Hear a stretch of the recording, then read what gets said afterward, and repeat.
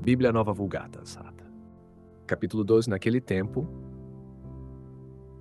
Jesus passava pelos campos de trigo em dia de sábado. Seus discípulos, sentindo fome, começaram a arrancar espigas e a comer. Vendo isso, os fariseus lhe disseram: Eis que teus discípulos fazem o que não é permitido fazer em dia de sábado. Mas ele lhes respondeu: Não lestes o que fez Davi quando teve fome, ele e os que estavam com ele? Como entrou na casa de Deus e comeu os pães da proposição, que não lhe era lícito comer, nem aos que estavam com ele, mas somente aos sacerdotes.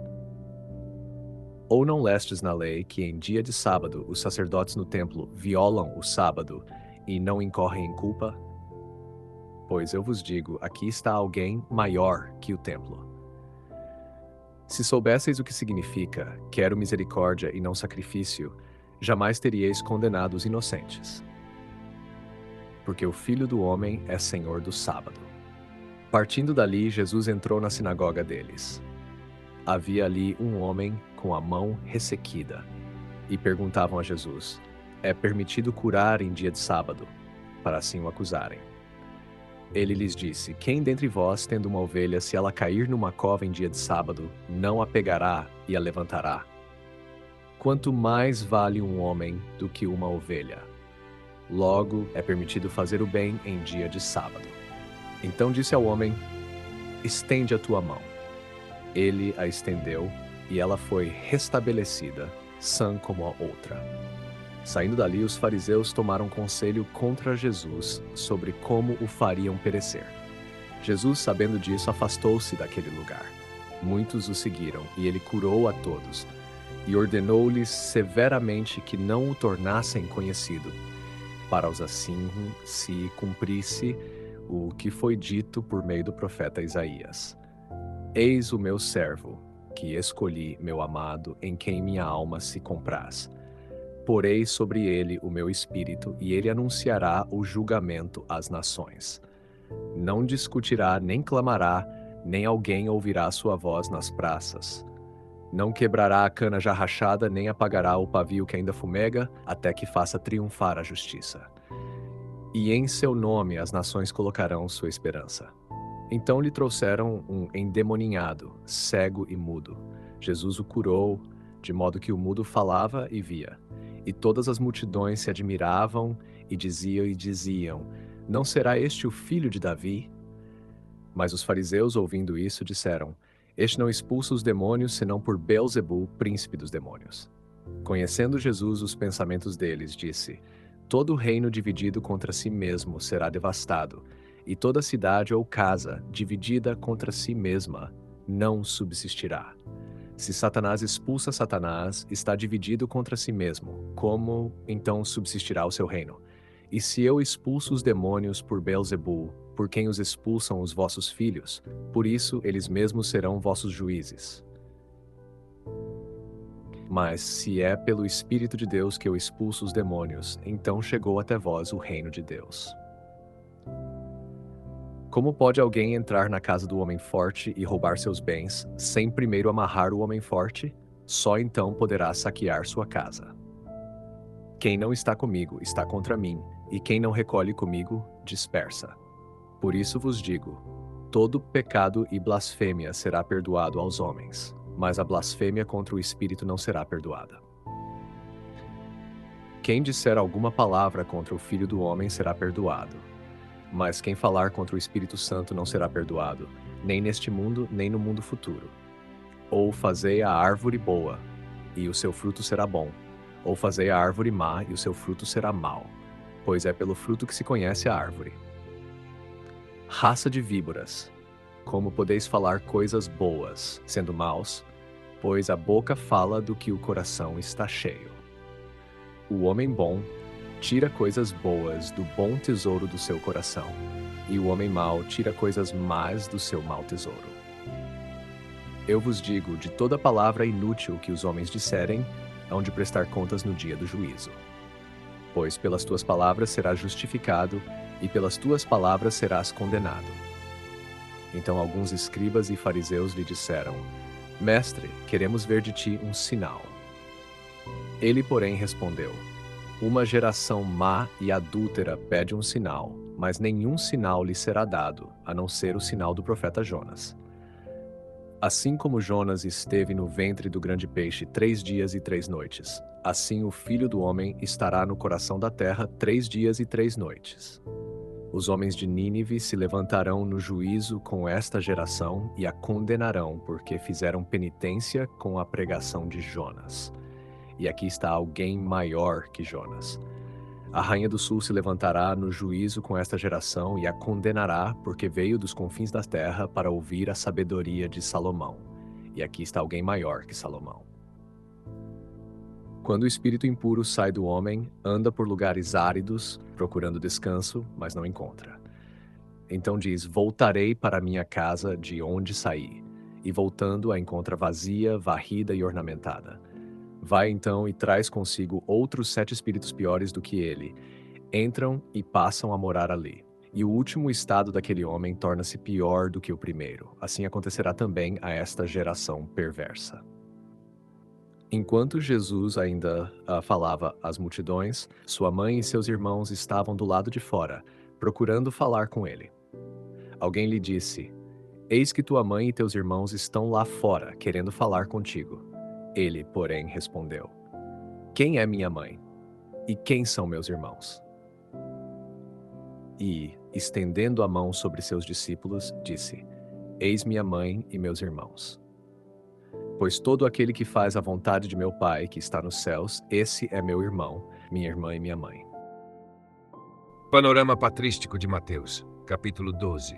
Os padres da Igreja leram Mateus 12 como um capítulo de revelação progressiva da identidade de Cristo, estruturado em 4 grandes eixos. 1. Cristo como Senhor do sábado, VV 1:8 e VV 9:13, confronto entre a letra da lei e o espírito da misericórdia. 2. Cristo como servo manso anunciado por Isaías, cumprimento profético do Messias que salva sem violência. 3. Cristo como vencedor de Satanás pelo Espírito de Deus, 22:30, fundamento cristológico da doutrina sobre o reino de Deus e a expulsão dos demônios. 4. Cristo como critério último do juízo, 30:45, pecado contra o Espírito Santo, responsabilidade das palavras e conversão interior. Cristo como centro da nova família de Deus, 46:50, redefinição espiritual da verdadeira parentela. Entre os padres mais recorrentes neste capítulo destacam-se Santo Agostinho de Hipona, São João Crisóstomo, São Jerônimo, São Hilário de Poitiers, São Gregório Magno. Comentário patrístico selecionado, principal. São João Crisóstomo, obra Homilias sobre o Evangelho de São Mateus, homilia 41ª, escrita no final do século FIS. Este é o comentário que melhor sintetiza, em profundidade e clareza pastoral, todo o capítulo 12, razão pela qual o seleciono como comentário patrístico único e de destaque, conforme sua intenção. Comentário patrístico aprofundado. São João Crisóstomo sobre Mateus, capítulo 12. Autor, São João Crisóstomo, C. 349 e 407. Quem foi? Bispo de Constantinopla, doutor da Igreja, célebre por sua clareza doutrinal e força pastoral. Obra citada, Homilias sobre o Evangelho de São Mateus. Coleção de pregações catequéticas destinadas ao povo cristão. 1. Cristo e o sábado, a misericórdia como chave da lei. São João Crisóstomo observa que Jesus não despreza a lei, mas a restaura à sua finalidade original. Open quote. Cristo não rompe o sábado, mas afasta dele a dureza impiedosa que os homens lhe haviam acrescentado. Close quote. Explicação. Para Crisóstomo, os fariseus não defendem o sábado por amor a Deus, mas por orgulho legalista. Cristo responde mostrando que Davi foi movido pela necessidade. Os sacerdotes trabalham no templo por serviço sagrado. Ele próprio é maior que o templo, pois é o Senhor da lei. Assim, o sábado encontra seu sentido não no repouso exterior, mas na vida restaurada pela misericórdia. Tar 2. Quero misericórdia e não sacrifício. Comentando a citação de Oséias, São João Crisóstomo afirma, open quote, nada torna o homem tão semelhante a Deus quanto a misericórdia. Close quote. Explicação. O padre ensina que o sacrifício sem caridade endurece o coração, produz julgamento injusto, afasta da verdadeira religião. Para Crisóstomo, esta frase é o centro moral do capítulo. Quem não aprendeu a misericórdia não compreendeu a lei, ainda que a conheça de memória. 3. A cura da mão ressequida, sinal do coração humano. Sobre o homem da mão seca, São João Crisóstomo oferece uma leitura simbólica. Open quote. A mão ressequida é a alma incapaz de fazer o bem. Close quote. Explicação. A mão estéril representa o homem paralisado pelo medo da lei. Cristo não toca o homem, ordena-lhe que estenda a mão, mostrando que a graça pede cooperação. A cura ocorre em público para revelar a cegueira interior dos acusadores. A verdadeira violação do sábado, diz o padre, é impedir que o homem volte a amar e agir. 4. Cristo expulsa os demônios pelo Espírito de Deus. São João Crisóstomo é categórico ao comentar a acusação de Beelzebul. Open quote. Atribuir ao demônio a obra do Espírito é fechar deliberadamente os olhos à verdade. Close quote. Explicação. Aqui o padre introduz a doutrina que mais tarde será central na Igreja. O pecado contra o Espírito Santo não é um pecado isolado, mas a recusa obstinada da graça, mesmo quando a verdade se torna evidente. Não é que Deus não queira perdoar, mas que o homem se fecha à fonte do perdão. A nova família de Cristo. Comentando o trecho final, Crisóstomo escreve, open quote, Cristo não rejeita sua mãe segundo a carne, mas revela uma maternidade mais alta, close quote. Explicação. A verdadeira parentela de Cristo é espiritual. Maria é bem-aventurada não apenas por tê-lo gerado, mas por ter feito perfeitamente a vontade do Pai. Assim, ela é modelo da Igreja, não exceção. A obediência da fé é o laço mais forte do reino. Segundo São João Crisóstomo, Mateus capítulo 12 ensina que a lei encontra sua plenitude na misericórdia. O sábado foi feito para restaurar o homem. O reino de Deus vence Satanás pelo Espírito. O maior perigo espiritual é resistir à graça conhecida. A verdadeira família de Cristo nasce da obediência ao Pai. Queridos ouvintes, chegamos ao fim deste audiolivro e quero expressar minha profunda gratidão a todos que permaneceram conosco até aqui. Sua dedicação em acompanhar essa obra é um verdadeiro sinal de busca pela sabedoria e pelo crescimento espiritual. Que o conteúdo ouvido possa nutrir sua alma e fortalecer sua fé. Aproveito para convidá-los a explorar as playlists do canal Caminho Católico, onde vocês encontrarão outros tesouros espirituais.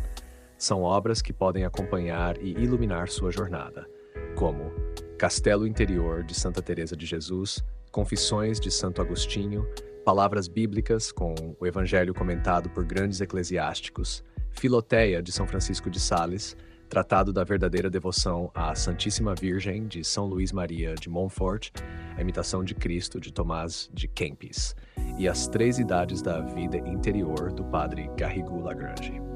Cada uma dessas obras oferece um caminho profundo de reflexão e conversão, e espero que possam encontrar nelas a mesma riqueza espiritual que proporcionaram a tantas gerações. Nosso canal está sempre aberto para quem deseja aprender e crescer na fé. Continue nos acompanhando e compartilhando essa jornada espiritual.